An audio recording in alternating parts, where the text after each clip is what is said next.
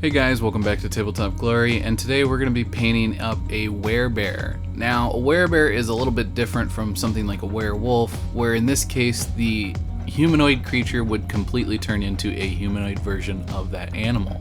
There are things like weredeer and other animals like that, but I only have this werebear, and I'm going to be needing him for a campaign relatively soon, so I thought it'd be fun to go ahead and paint this guy up. Now you can see with him mostly being fur, he's a pretty straightforward animal and he's a pretty straightforward character to paint. So let's get on with the video.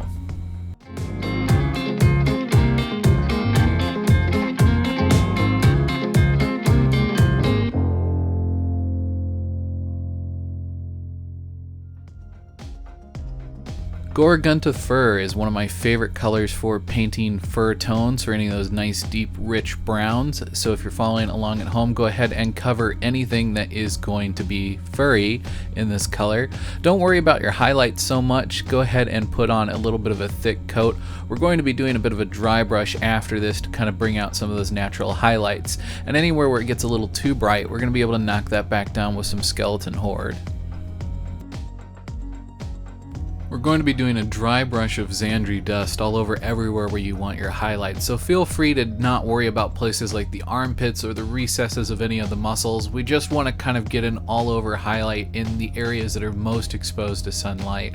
And then anywhere where we get this a little too bright, we're going to go ahead and knock that back down with a little bit of skeleton horde. Now you'll notice that I focused a lot around the snout and the face, and I actually leave that pretty bright. If you go ahead and Google search images of bears, you'll notice that a lot of times their faces tend to be pretty bright, so I wanted to go ahead and leave that way because I felt it helped to add a lot of character to him, and it also helped to draw your eye to his face. So at this point the skeleton horde had dulled the face down just a little bit more than what I cared for, so I wanted to go ahead and go back in with some of my Xandri dust and add it as a highlight. Now I'm just doing this on my dry palette. I'm not doing anything fancy today because I wanted to show that you don't need all these fancy tools to paint a good looking miniature. And so we're just going to be focusing around the eyes and along down the length of the snout. Pretty much anything that is a rounded surface or raised edge is going to receive this highlight. And you can even put a little bit of this in the ears. If you wanted to really focus a bit more in the fur around the face, you could really highlight it up, but I feel like the brighter the highlights you add, the older the bear is going to look, whereas the darker all of the tones tend to be, the younger the bear tends to look. So depending upon the age that you want your character to look, you should kind of keep that in mind with how bright you're making your highlights. Now I went ahead with Abaddon Black. Any black will really work here, and I painted all of the claws, both on the hands and the feet. I also painted the nose, although I watered the black down just a little bit before I painted the nose, just to kind of give it some definition. If you wanted to highlight that up, you could use something like Scavenge Blight Dinge, which is a nice dark gray, but honestly it's not needed. The black on its own, for as little as it is on the face, is more than worth what you're going to get out of it. And I'd also recommend painting the eyes black if you really wanted to add some definition to the face. There are two ropes that hang around this bear, one that helps to hold up his loincloth and the one around his neck. Now both of these were painted with Xandri dust as its base tone, and then I mixed some Ushapti bone, which is a layer from Citadel, into my Xandri dust, and I used that as my highlight color for those ropes. There are two baubles that hang around his neck. Now I painted them in the exact same way. First I did an all over coat of Wog Flesh, which is a base from Citadel. I then used a light layer of Warpstone Glow, focusing mostly on the upper 2/3, and then on the final upper 1/3 I focused mostly on Moot Green.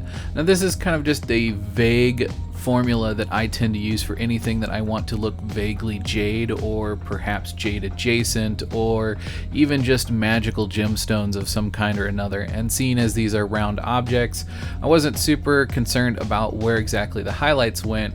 I just wanted to go ahead and get those colors on there. For the feathers that are hanging from the rope, I wanted to go ahead and hit them with some Abaddon Black and a mild wash of Warpstone Glow. Now I did actually consider painting them similar to the owlbear that we painted on the channel a while back. If you want to check out how I painted the feathers for that, you can go ahead and check out that video here.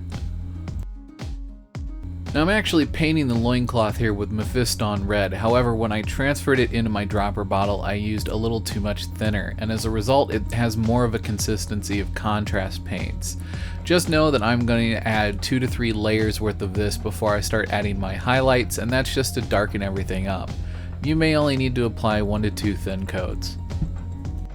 Now as I begin working through my highlights, I'm using a mixture of Mephiston Red and Jokero Orange, and I'm trying to work my way all the way up to pure Jokero Orange as my main highlight. Now I don't need to be super over the top about this, as it's not the main focal point. It's not like it's a piece of armor or anything like that. It's just part of his outfit that helps to tell his story. So I don't need to be super precise with this, and I also don't need to be going over the top with my actual level of detail, my level of highlights. Mournfang Brown quickly becoming one of my favorite go-tos for wood. I'm going to go ahead and use this for the handle of this axe, and pretty much anything that's wood or leather we're going to go ahead and paint that way. Now I'm not going to be doing any highlights on this. If I really wanted to, I could take the highlights up through the leather to give it more of a handle-like appearance. But again, this character is more of an NPC. He's not necessarily a main character, so I'm not needing to go all out on the detail. It's important to keep this in mind when working on all your miniatures about which characters are going to be on the table more versus which characters are going to be on the table less. If we spend tons of time on characters that are just going to immediately be pulled off the table, we're going to burn out before we get a chance to work on the miniatures that are going to spend most of their time on the table. Now if you guys have followed my channel for any amount of time, you'll know that my go-to for swords and other things like that tends to be gunmetal as a base and silver as my highlight tone, or for the cutting edge of the actual blade itself. And this is no exception. So these are colors by Vallejo. They're from their metal color line. They're airbrush paints, but they work perfectly fine painting them on with a brush. They're absolutely wonderful, but one thing to keep in mind is that they are alcohol-based metallic paints, which allows them to go through your airbrush exceptionally easy, but it also means that it really soaks into the brush. So when you use these things, you really gotta clean your brush really good afterward, or you can ruin your brush. I also wouldn't recommend putting them in your wet palette, as they can make a mess very quickly. And here, completely out of focus, you can see me adding some Warplock Bronze. That's just to add a little bit of detail to that axe face. I wanted to do this just to add a little bit of definition and to kind of change up the colors so that it wasn't just all gunmetal, but in reality you could just dry brush a little bit of silver on there and it would make all that detail pop, and it'd get pretty much the same effect. I have recorded this 2 or 3 times now. Every time I record it, I just kind of sound very boilerplate, and it doesn't come across with the sincerity that I need it to. I have wanted to be a content creator for a long time, and I've tried doing it before with video games and other things like that, and nothing has worked the way that miniature painting has. Some of the comments that I have gotten from you guys and how it's created a hobby environment, not just between your friends but your family as well. Thank you. I am so grateful that so many of you have gotten what you have from what I have to teach. I suffer from imposter syndrome a lot, and as we've gotten closer and closer to monetizing the channel, the realization that this has become a job, something that I've always dreamed of and is getting closer with every day, is phenomenal.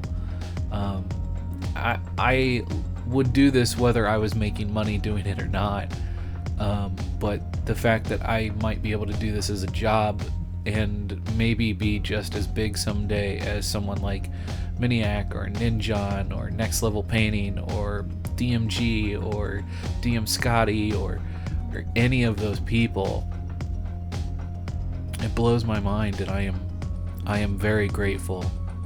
So thank you all for being here for the journey, and thank you for what's going to come. I'm very grateful for your support, so thank you. Well, enough sappy sad talk. let's go ahead and check out the final product. Well, there you have it, guys. He may not be Pooh Bear, but he is a Werebear, and I think he'll fit in anybody's woods, regardless of how many acres they may have. And all jokes aside, I really enjoyed working on this guy. It was a nice little refresher project, something kind of fun that I could just knock out, and he's going to be important in a campaign coming up, a reoccurring NPC of sorts. And I hope my players will enjoy what I have planned for him. In any case, I hope you guys have enjoyed this video. I hope you guys take something away from this video, and I hope that you guys will be here for all the videos that are coming down the line.